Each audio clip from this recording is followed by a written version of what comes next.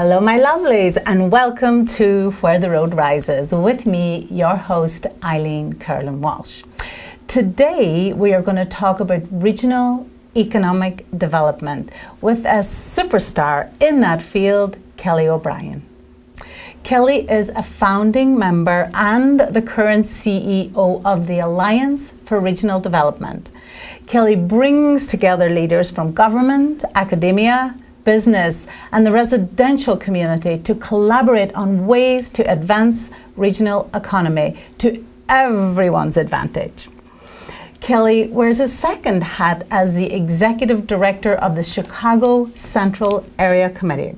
In this capacity, Kelly manages a brain trust of Chicago leaders interested in planning and development with best practices to enhance the public good.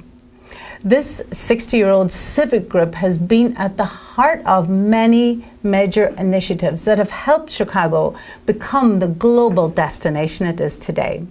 Kelly is a fellow alum of the Loyola Law School. She began her career in George H.W. Bush's White House as communications officer to the First Lady. You know we have to ask her about that.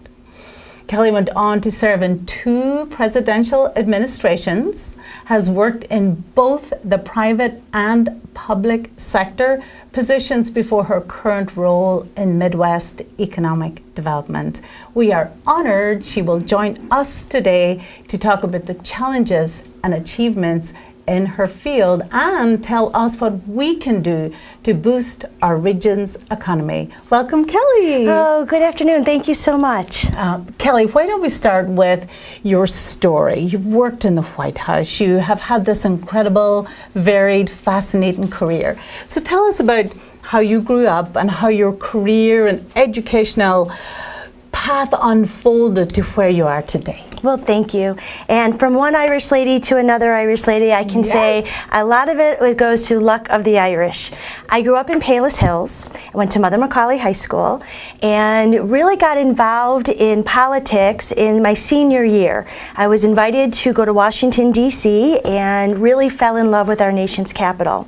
When I learned that the George Washington University had a program called Political Communications, I spent 2 years at Moraine Valley Community College and then transferred to GW specifically to study political communications, which is journalism, communications, and political science. Very unique in that it's the only university in the country that offers this as an undergraduate major. So I was like a moth to the flame. And when I got to Washington, it was as if all the doors of DC kind of opened up by getting into this college, and I had an opportunity to work on Capitol Hill, and then as you mentioned, one of the highlights of my career was working in the Office of Communications for the First Lady, and that was Barbara Bush. Yeah, how was that? It truly was incredible. She was such a nurturing, wonderful woman, and her staff really reflected her leadership. So it was a true delight to go to work every day. Was it anything like the West Wing or House of Cards, or did it eventually just become another workplace with the same cast of characters, good days, bad days, and in between? I'll tell you a story that when I think about those days, this is the image that comes back into my mind. I was there during the Gulf War, and it was also at a time when cable news was really new. And I remember one day working in the office and looking out on the White House lawn as Marine One was landing, and the president was coming back from a meeting, and we had the TV on, and it showed on TV Marine One landing, and I remember it really taking my breath away. So no, there was no average day, working on the White House complex, and it was, again, just truly an honor every single day. Right. So how did you go from, and then you worked in the second presidential administration, and from there on you went through private, public, profit, non-profit, to the organizations you work for today. Yes. Tell us a little bit about that trajectory and then tell us about those civic organizations. Sure. So, because I worked in the first Bush administration, and when George W. Bush was elected, I got a call to go back to Washington.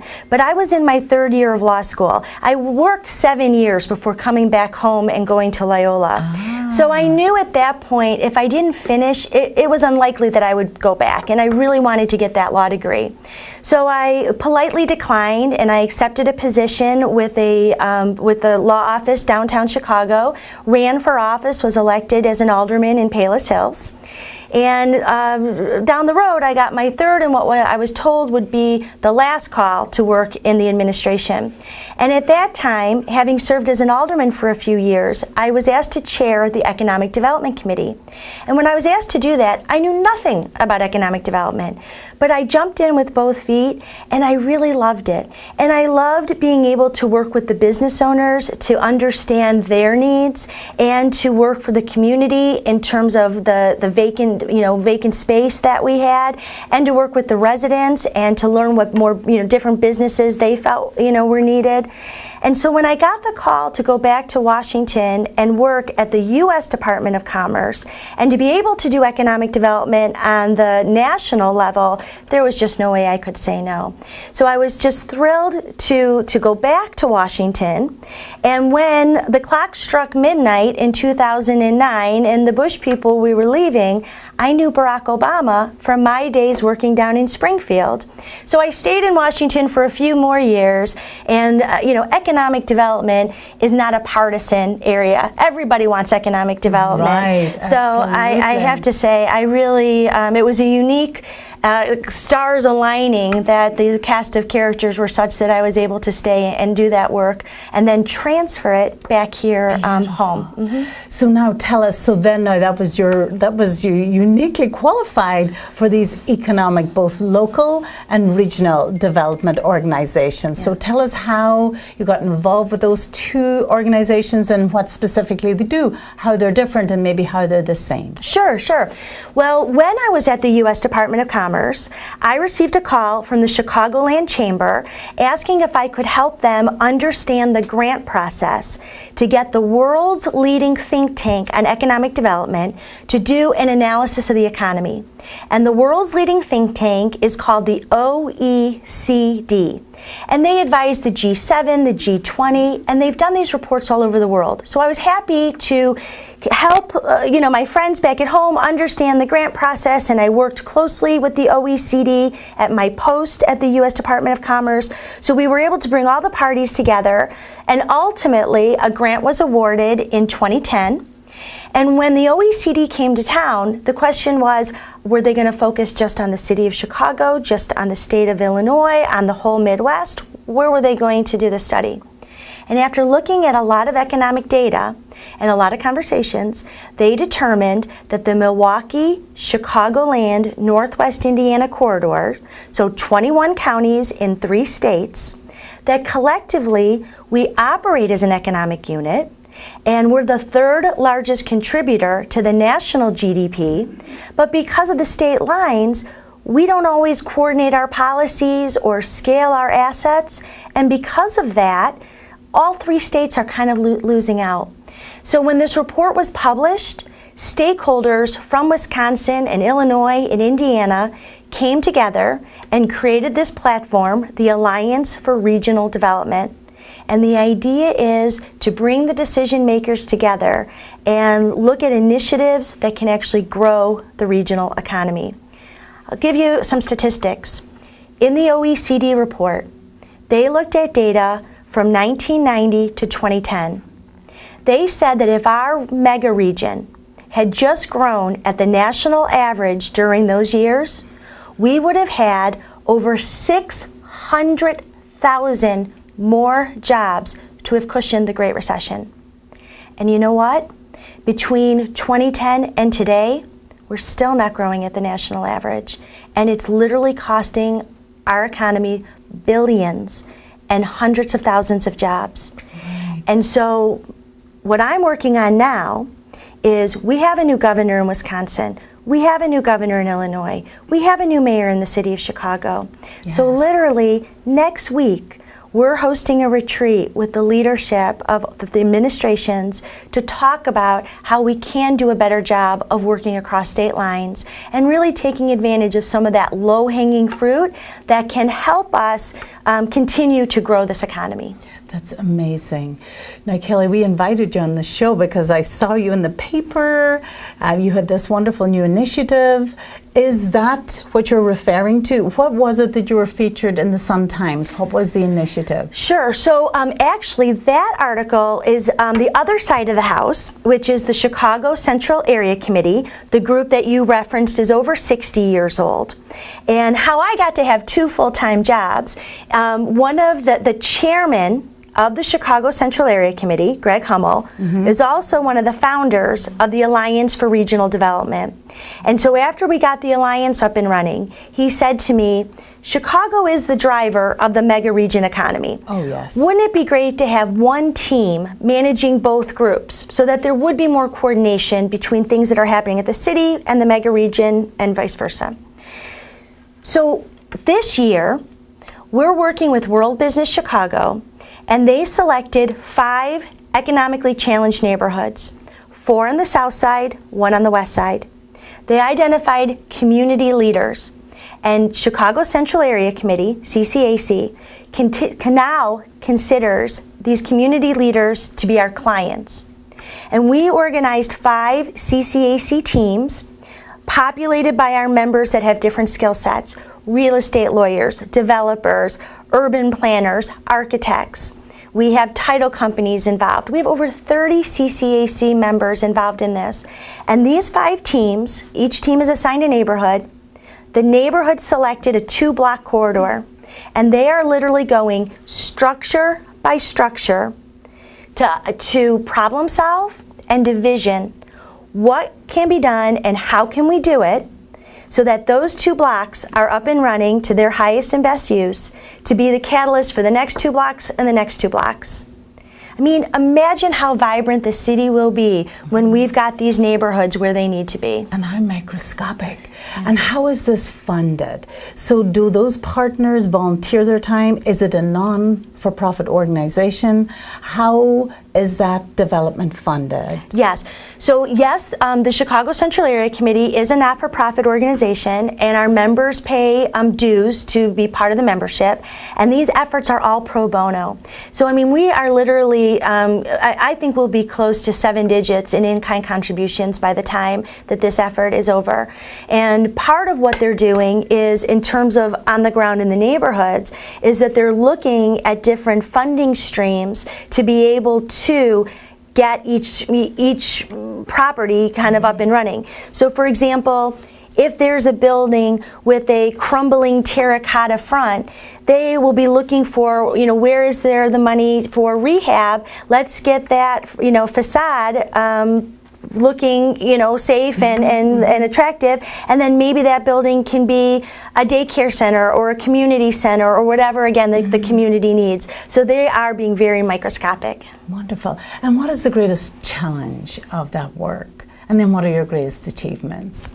So in terms of the challenge, a lot of times it goes, to personalities, and it's trying to get everybody to kind of row in the same direction. I'm very pleased that honestly in this initiative so far, I think that there is such a hunger for this to get done that everybody is, full throttle ahead. So far it's been going very smoothly, knock on wood. Oh, beautiful, with such wonderful leadership.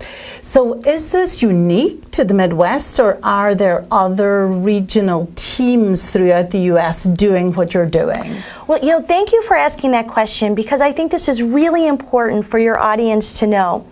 Back when we created the Alliance, the group that focuses on the mega region, you look at the East Coast, and sure, New York, New Jersey, Connecticut, or even New Jersey, Philadelphia, or Pennsylvania rather, and Delaware, they've worked well together. But it really hasn't transferred any farther west. And when we created the Alliance, it was a novelty. And there was a lot of people who didn't think we would see a 1-year anniversary, never mind the fact that we're now going on 7 years.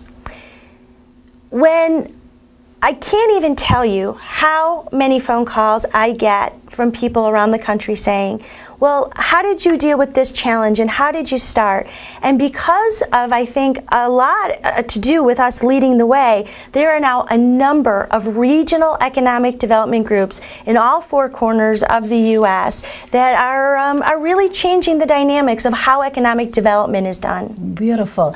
And because you work with so many people in the financial industry and we're looking at the economy all the time, do you have some insight as to where we're going? Are you optimistic for our economic future here in the Midwest? Yes.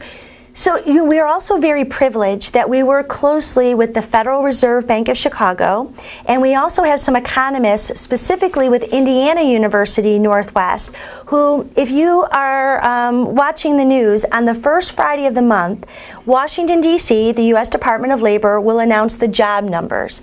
And then there's always a lot of scuttlebutt if the numbers are higher or lower than what's expected. Yes. So then we're fortunate that Indiana University, the economists will take that big number for the country and they break it down for our mega region. And then they even break it down to show us what does that mean for the Milwaukee area, the Chicagoland area, and Northwest Indiana. So as I mentioned, we have some work to do. We're not growing at the average that we should.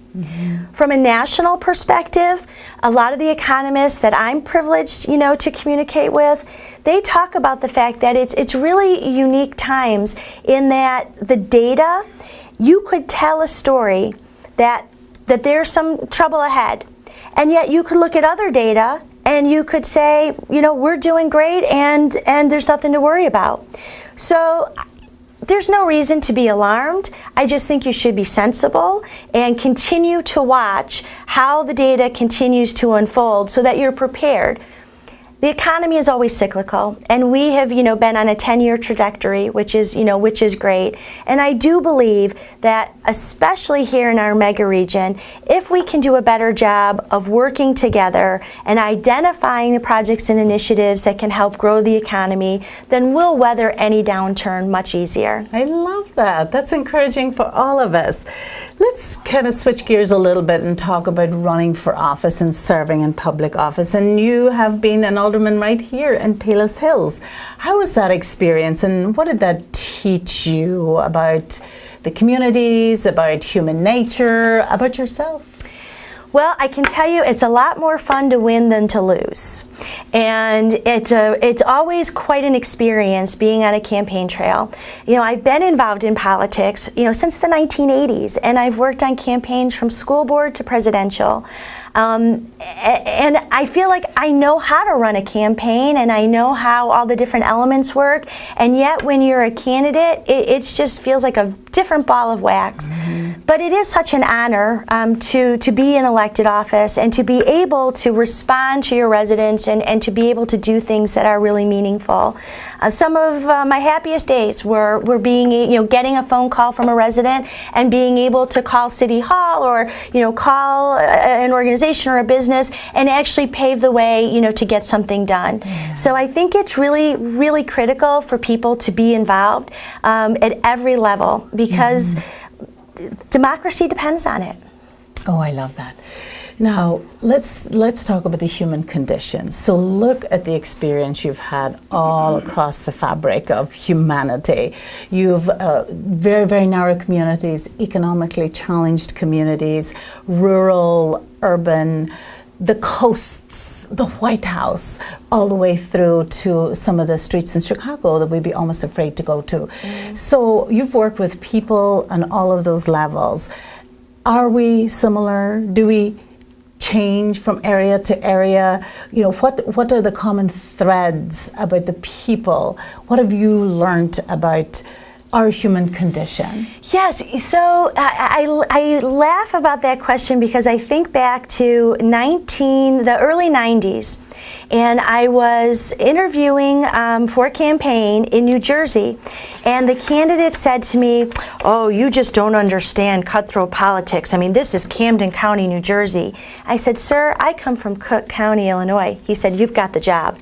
So in that vein, there is a lot of similarities. But of course, you know, there's different quirks. You know, when I lived in the New Jersey, New York kind of corridor, you know, people knew you from what exit you got off on the New Jersey Turnpike. Here we go by parishes. Yes. So there's, you know, there of course are differences, but I feel like I've been very privileged in the meeting so many wonderful people, and where I've spent my career, you know, largely in the public sector and even in the private sector, you know, connecting to the public sector, it's generally people that want to do good things, and I always find that so inspiring. Yes. And what are your plans for the future, Kelly? Where do you see yourself in 5 or 10 years' time? Are you where you want to be? Are you at your peak, or is there work you still have to do? Have you ever heard that saying, you make plans and God laughs? So that has been my experience. Every time I think that I've got a plan, you know, something unexpected happens, both good and bad, yes, and it sets me in a new direction.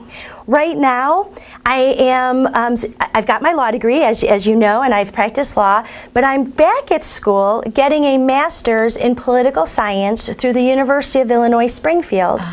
And I'm doing that because I'd like to get into academia. I've taught as an adjunct professor, and I really love being in the classroom and being able to help the next generation understand how critical being involved and understanding the 3 branches of government and learning about who's running for office and making sure they cast their next vote. So that's, I think, where I'm headed down the road. That's exactly leads right to the next question I was going to ask you, and that is, what advice would you give to young people, to young women maybe, on who want to be in law, who want to be in politics, public office, who would love to also work in the White House?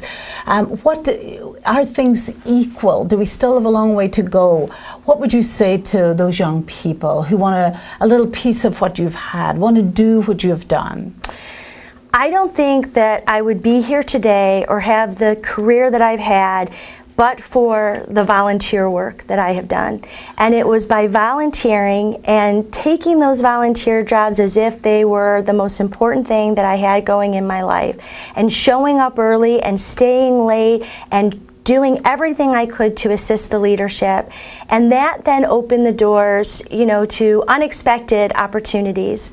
So I would encourage anybody that's watching, if you are in school or if you have a son or daughter or a grandchild, encourage them to volunteer. There's always opportunities, including with my organizations, but you just cannot say enough about how far that can get you.